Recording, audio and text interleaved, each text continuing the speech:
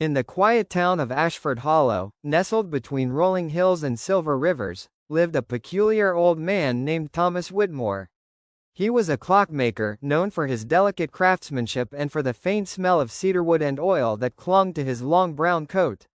His shop, Whitmore's Timepieces, stood at the corner of Market Street, its dusty windows displaying clocks of every size, grandfather clocks that chimed like cathedral bells, pocket watches with golden chains, and tiny silver carriage clocks no bigger than a mouse. But what most of Ashford Hollow did not know was that Thomas's clocks were more than simple machines. Each one carried a thread of magic woven into its gears. When wound correctly, they could bend time in ways subtle and strange. A baker might find her bread always rising perfectly, a child might never be late for school, and a weary mother could enjoy an hour of rest stretched into what felt like two. The only person who knew the full truth was Lydia Gray, a curious 16-year-old girl with copper-red hair and bright green eyes. Lydia lived across the street, in a bookshop owned by her aunt. She often slipped away from the scent of musty pages and ink to peer through the window of Whitmore's shop. One rainy afternoon, she finally pushed the door open. Inside, the air hummed faintly, as though every clock ticked in unison with some invisible heartbeat.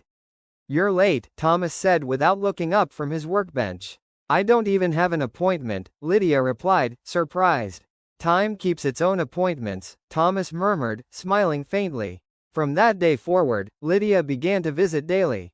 Thomas showed her the intricate workings of gears and springs, but also the hidden runes etched onto the clock faces, symbols that glowed faintly blue when touched. She learned that time, like thread, could be stitched, unraveled, and rewoven, but always with care. One evening, as the sun bled red over the horizon, Thomas grew pale and weary. He placed a small, brass pocket watch into Lydia's hands. "This is the heart of hours," he whispered. "It is the first clock I ever made, and the source of my magic. It chooses a guardian when the old one grows weak. Tonight, it has chosen you." Lydia's heart pounded. "Me? But I don't know enough." "You will," Thomas said firmly. That very night, something stirred in Ashford Hollow. The townsfolk woke to find the great tower clock in the square stopped at exactly midnight. Shadows lengthened unnaturally, and people felt hours slip away without warning. Windows frosted though it was midsummer, and birds flew backward in the sky. Thomas, too frail to act, turned to Lydia. "Someone is tampering with time. You must set it right."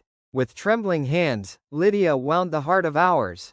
The little watch pulsed warmly, guiding her toward the square. There, beneath the frozen clock tower, stood a tall stranger in a black cloak.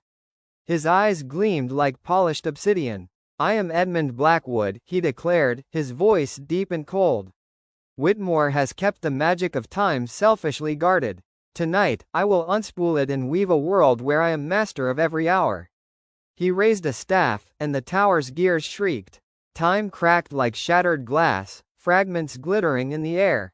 Lydia felt seconds stutter around her, her own heartbeat slowing and racing erratically.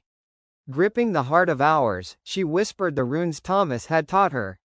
A circle of blue light flared, pushing back Edmund's darkness. "You're just a child," he sneered. "Maybe," Lydia said, her voice steadier than she felt. "But time doesn't belong to you, or to me. It belongs to everyone." With that, she pressed the heart of hours against the base of the tower clock.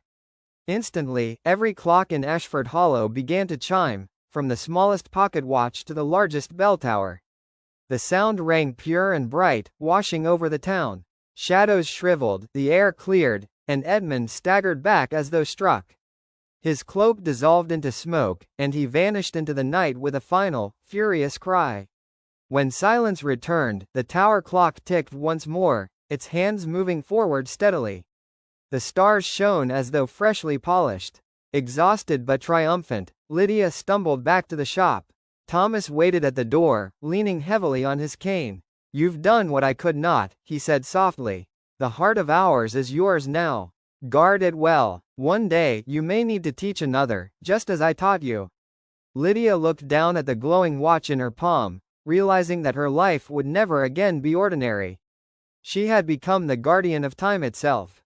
And so, in the quiet town of Ashford Hollow, while the townsfolk went about their days unaware of the great battle that had saved them, a girl with copper-red hair walked the cobbled streets with a secret ticking softly in her pocket.